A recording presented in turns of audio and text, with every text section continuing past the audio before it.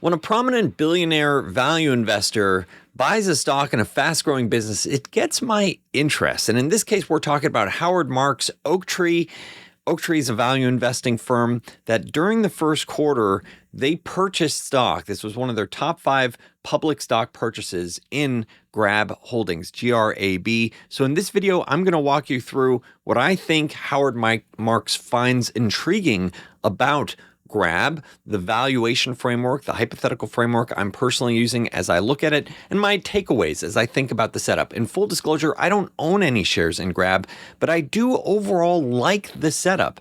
I think I understand what Howard Marks and the Oaktree value investing firm finds attractive about the setup, which is this sort of asymmetric risk reward profile, which is that over the next 5 years, when I look at my hypothetical framework, and we'll talk about this, later on in this video, the hypothetical framework largely points to downside being around break even over the next 5 years and upside that's pretty compelling once again over the next 5 years. But we'll talk more about that toward the end of this video. Let's first walk through what does this business do, the risk reward, how to think about it, how it goes through my personal investment checklist. As always, my name is Daniel. You're watching Unrivaled Investing. If you enjoy educational investment content, I do appreciate you hitting that thumbs up, hit that subscribe button.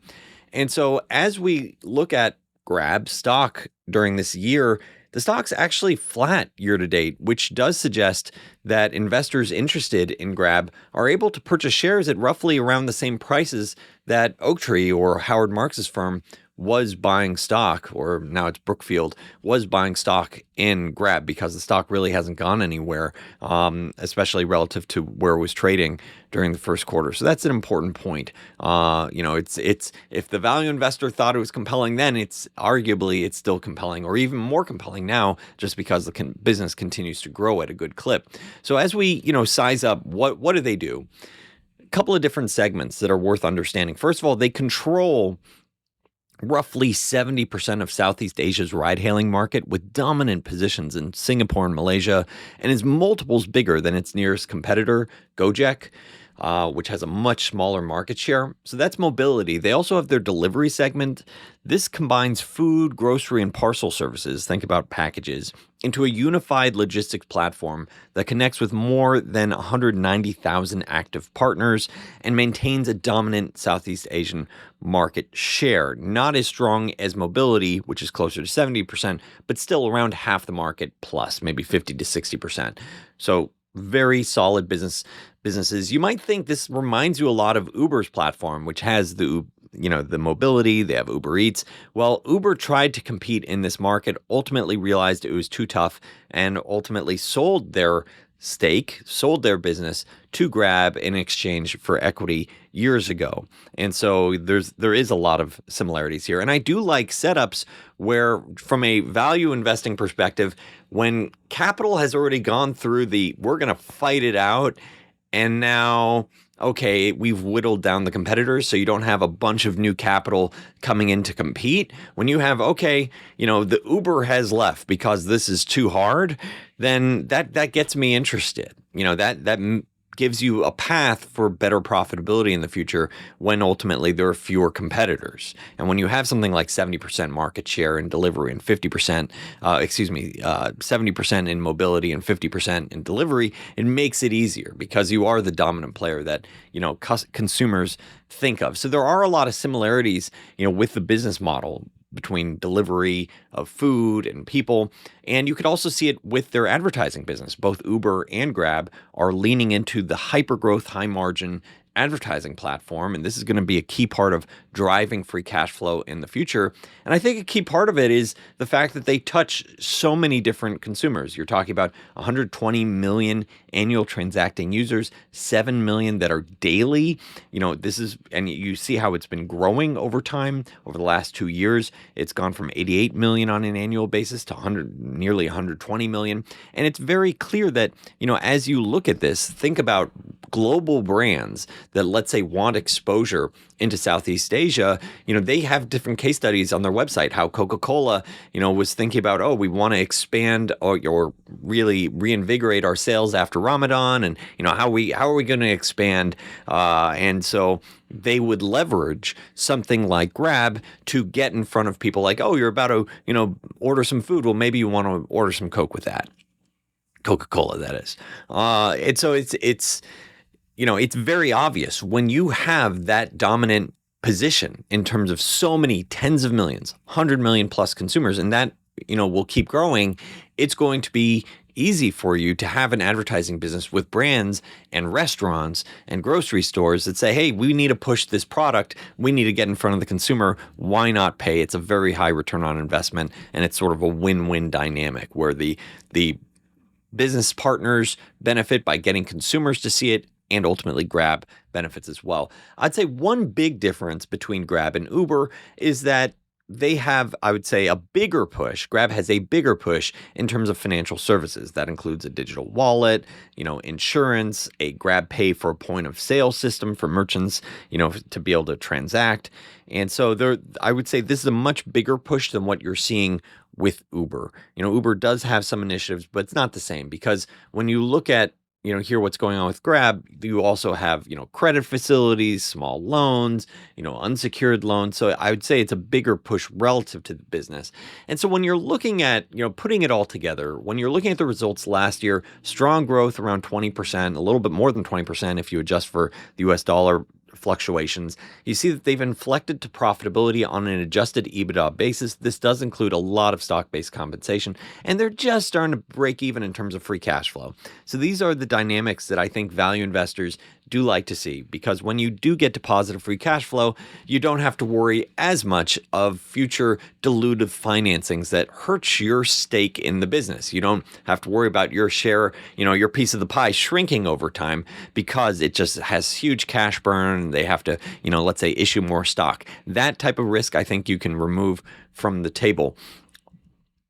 And so putting it together, that was the 2024 results. You can see they've continued to deliver so far this year in 2025, continued strong growth, around 18% in deliveries. You could see their profitability has been picking up. You could see the same thing with mobility.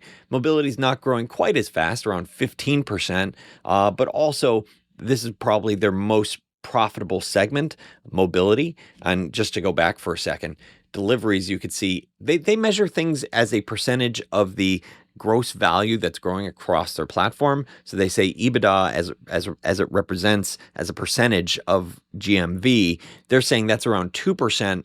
Whereas if you look at it on a revenue basis, the revenue is their cut of GMV. So the millions of dollars that are going across their platform. In this case, $3 billion that went across their platform for deliveries. They're only collecting $415 million in revenue, of which it's a $63 million in EBITDA. So still pretty attractive EBITDA margins. This doesn't factor in regional costs. And as I mentioned just a second ago, their margins on mobility are much higher at this point. So, these are elements to consider, as we look at this business. And then financial services, this is more of the hyper growth segment, growing, between 30 and 40%, fast growing loan portfolio up around 50%, but still significantly unprofitable. So something that they're going to be working on, in the quarters ahead as they scale up. But I do think this is a bit of a market grab where they're saying so many consumers are underbanked. Why not lean into this and leverage their super app? For 2025, management has updated their outlook for the year, where they're still expecting around 20% revenue growth. So still a very fast grower, but they are revising higher their expected profitability, their adjusted EBITDA, to closer to $500 million. So once again, you're now in a position of improving operating margins, improving free cash flows. And just recently, just this month, they also announced that they were issuing around $1.5 billion in bonds. Some folks were speculating that this might result in the takeover of Gojek, one of their competitors. I think that's unlikely, just given the sizable market share that they already have. I suspect regulators would push back on that, but who knows? I'm doubtful at this point. It is interesting to see this deal, though. I mean, around $1.5 billion. they're talking about their zero coupon convertible notes. So, I mean, wouldn't you like to be able to borrow money at 0% and say, yeah, really, I just have to pay it back in 5 years from now. And by the way, there's a convert feature where you can convert into the stock at a big premium to where it currently trades. So this suggests the market really likes, the business, sort of views this as excess capital for them. And I think the other key part that I thought was kind of interesting is they immediately, once they issued this, they immediately actually bought just shy of $300 million of stock. So that does reflect some shareholder-friendly initiatives. You're issuing debt that costs 0%. I mean, there is some dilutive aspect, but it's at a much higher share price, I think around 40% higher. And they're immediately buying shares today. So if you could say, hey, I'll give you shares, at, let's say, a huge premium 5 years from now, but I'm going to then buy it today, that's pretty good risk reward. I mean, that's pretty good shareholder value creation. At least that's my initial reaction thinking about it. I'm sure they'll do some other initiatives, maybe some tuck-in acquisitions. So what are my thoughts on Grab? I already talked about that broadly. I like it. But, we're going to go through, my own personal checklist, as I look at this. As always, this is not financial advice, though. I'm just sort of sharing my own personal take. What are the questions that I'd want to consider as I look at this? And also, quick plug, just last week, Daniel M., a premium Unrivaled investing subscriber, wrote, entering my 4th year of subscription to the Unrivaled community. Thank you and the whole community for all the insights, really shaping my investment journey. This follows Kieran D., who said, gave this service a try and was very impressed. Been investing 5 years now and haven't found anything comparable to what you're providing. If you're looking for compelling ideas, where I share, a weekly letter, and also whenever I'm buying and selling something, you get a real-time update, come check it out. And that's at unrivaledinvesting.com. So as we look at Grab and I think about my checklist, all companies go through this checklist. I think it really does go through a lot of this. It does pass, I think, most of this or all of this. And so that's why I find it to be quite interesting. I'm not going to talk a lot about the growth potential because it does strike me as obvious. I mean, look, this is the dominant super app in Southeast Asia with fast growing sectors, including mobility, food delivery, and financial services for the underbanked. So we could be looking, in my opinion, at many more years of compelling growth, let's say 10 to 20% annually for the years ahead. So we'll see. I think, it's easy to sort of pencil that out. But now let's talk about some of these other, elements like aligned management and blow-up risks, and lastly, valuation as we think about this. So in terms of management, you could see the founder, he still has a controlling stake in terms of the business, in terms of voting, and also owns a meaningful equity amount over 150 million shares. Personally, I like to see it. I like founder-led businesses. I think they're willing to make the tough choices that will take you to the promised land. And so I do like finding founder-led businesses. I also like to see that several serious investors like Uber and Toyota still have meaningful stakes in the company. So that, that is compelling to me. That is intriguing. This chart is just from February of 2025, so fairly recent. When I think about ways, how do you blow up with a stock? Really, it comes down to 3 different key ways that you can blow up with a business, with a stock. You can blow up because a company has too much debt. You can blow up from an investment perspective because you're overpaying on the valuation. And then lastly, you can blow up from various different business risks. And I'd put that as an umbrella term, for example, competition or tough regulators. And so thinking about the blow up risks with Grab, thinking about their liquidity. They have nearly $6 billion in liquidity after their recent convert. It's going to be closer to 8, but $6 billion in net liquidity as of the first quarter 2025. So once again, in terms of thinking about blow-up risks, it's hard to, that effectively removes one of the 3 key ways that you lose, which is, debt. And then you see, Oaktree, which is a value-oriented fund, and now you're talking about 2 of the 3 ways that are sort of getting pulled from the table, which is, valuation sort of being concerned. We'll talk about valuation in a second, though. And so then it really comes down to the various different business risks. You don't have, a hyper concentration, but you do have various different aspects that can attack the business. And this is actually from a free report on Grab from Flash, which covers any stock in the world that you're interested in. Come check the link below and you can pull a report completely for free once again, any company in the world, see the link below. And so the report covers the risks on Grab.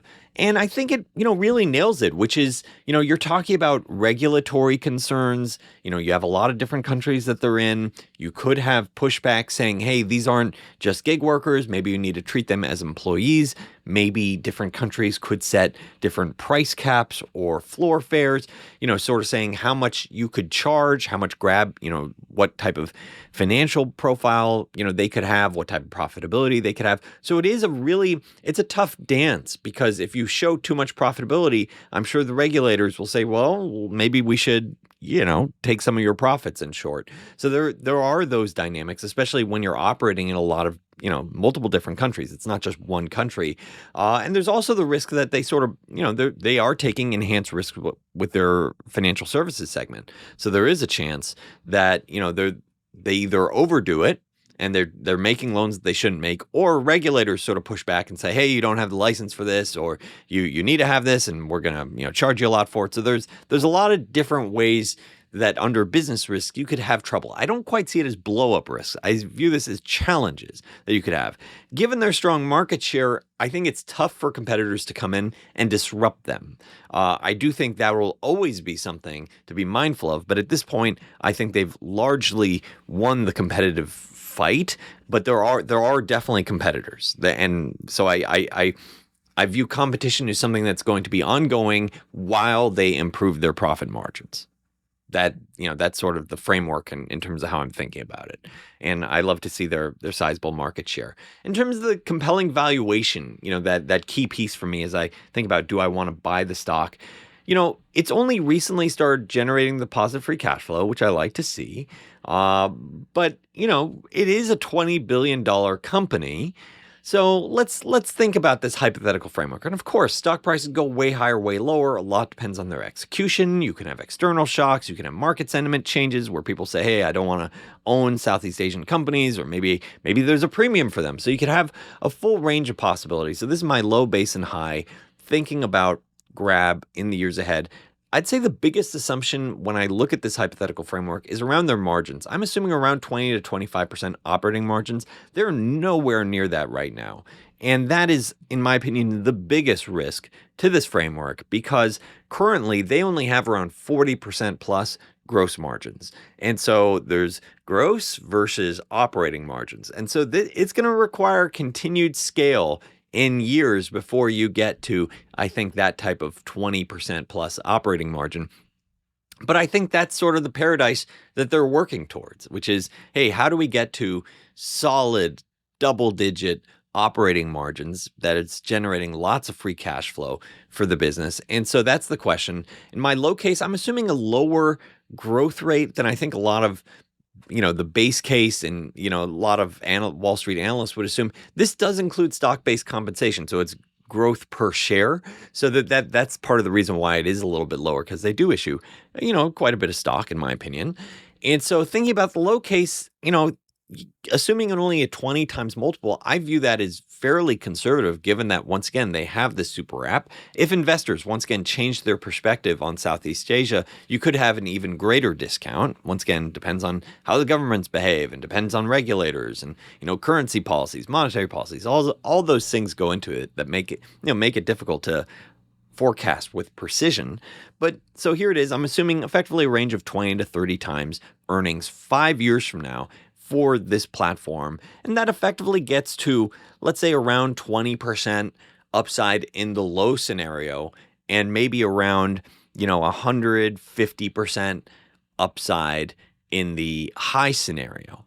And so that type of framework, is, in my opinion, why you see a value investing firm like Oaktree, billionaire investor Howard Marks, say, yeah, I would approve buying a stock like this. So I think there's definitely a lot of assumptions in it. I can understand why they bought it, because it's that asymmetry of they're probably not going to lose that much.